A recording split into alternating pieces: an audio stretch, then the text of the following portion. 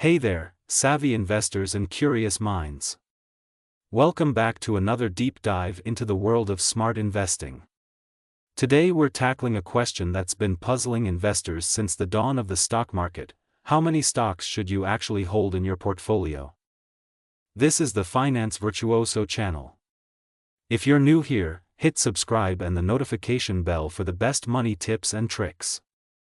Now, before you reach for that calculator or start Googling optimal portfolio size, let's take a step back and channel the wisdom of none other than the Oracle of Omaha himself, Warren Buffett. Buckle up, because we're about to challenge some common misconceptions and maybe, just maybe, revolutionize the way you think about diversification. The diversification dilemma. Imagine you're at a dessert buffet. Do you pile your plate high with a little bit of everything, or do you zero in on that decadent chocolate cake that's calling your name? In the world of investing, this is essentially the diversification dilemma. Conventional wisdom tells us to spread our bets, right? Don't put all your eggs in one basket, they say. But here's where it gets interesting. Warren Buffett, one of the most successful investors of all time, has a different take. He famously said, "Diversification is a protection against ignorance." It makes very little sense for those who know what they're doing. Did Buffett just call diversification a crutch for the clueless? Well, not exactly, but he's definitely challenging the status quo. Let's unpack this. Quality over quantity. To understand Buffett's perspective, we need to take a little trip down memory lane. Picture a young Warren, just 11 years old, making his first stock purchase. Did he spread his whopping $120 net worth across a dozen different stocks? Nope. He went all in on 3 preferred shares of a single company. Talk about conviction. Fast forward a few years, and we see a slightly more diversified Buffett. At 19, influenced by his mentor Benjamin Graham, he expanded to about 7 holdings. But here's the kicker: he kept it top-heavy, concentrating on his best ideas. Now, you might be thinking, sure, but that was young Buffett. Surely, as he got older and wiser, he diversified more? Well, not exactly.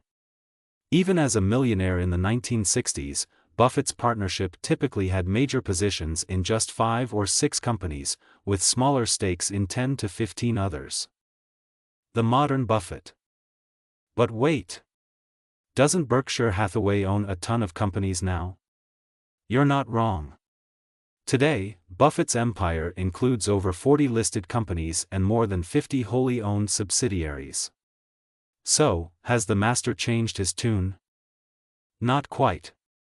Here's the deal: Buffett would love to keep things concentrated, but when you're dealing with the kind of money Berkshire has, you can't just throw it all at a handful of companies without seriously impacting the market. As Buffett puts it, we try to load up on things, and there will be markets when we get a chance from time to time, but very seldom do we get to buy as much of any good idea as we would like to. In other words, Buffett's current diversification is more a necessity of his massive wealth than a change in philosophy. For us mere mortals with more modest portfolios, we have the luxury of being more selective. The 4 Buffett rules of portfolio size. So, how do we apply Buffett's wisdom to our own portfolios? Let's break it down into 4 key considerations. 1. Are you a know-something investor?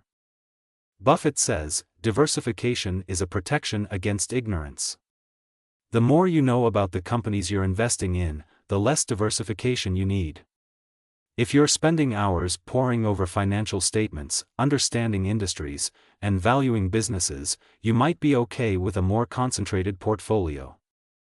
But let's be real, if your idea of stock research is checking the top movers list on your trading app, you might want to stick with broader diversification, possibly through index funds. 2. How risky are your investments? Even casinos, with their mathematically certain edge, need to limit bet sizes to avoid bankruptcy. In the stock market, riskier bets call for more diversification. If you're dabbling in startups, turnaround stories, or highly leveraged companies, you might want to spread your bets more widely. Remember, Buffett defines risk as the chance of permanent capital loss, not just short-term volatility.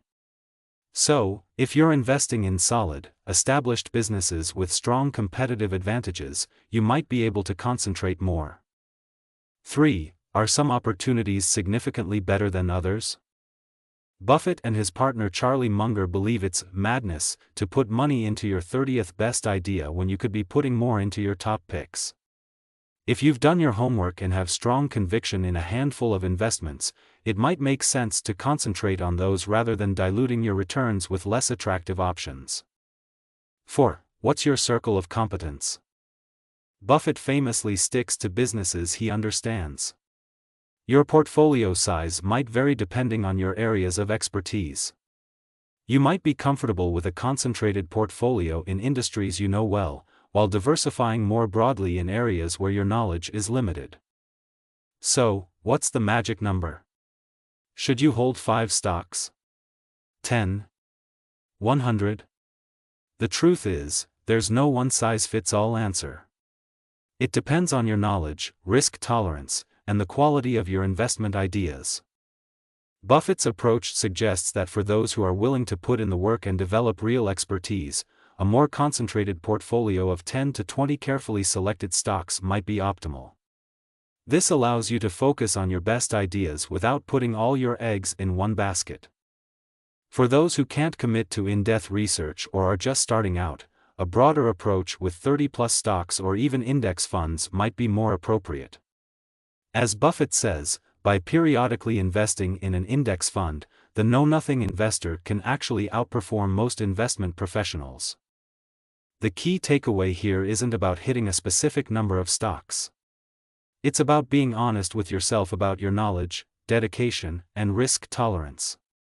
Are you truly a know-something investor, or are you better off acknowledging your limitations and going the index route? Remember, there's no shame in admitting what you don't know. As Buffett wisely notes, paradoxically, when dumb money acknowledges its limitations, it ceases to be dumb. So, there you have it, folks, the Buffett approach to portfolio size. It's not about blindly diversifying or arbitrarily limiting yourself to a specific number of stocks. It's about understanding your own capabilities, focusing on quality, and having the courage to act with conviction when you spot truly great opportunities. Whether you end up with 5 stocks or 500, the most important thing is that your approach aligns with your knowledge, skills, and goals. And hey, if you find yourself owning a piece of every company in the S&P 500, there's no shame in that game either. After all, even Buffett recommends index funds for most investors. What do you think? Are you team concentration or team diversification? Drop your thoughts in the comments below, and don't forget to like and subscribe for more investing insights. Until next time, happy investing, and remember, in the stock market buffet, sometimes it pays to be picky.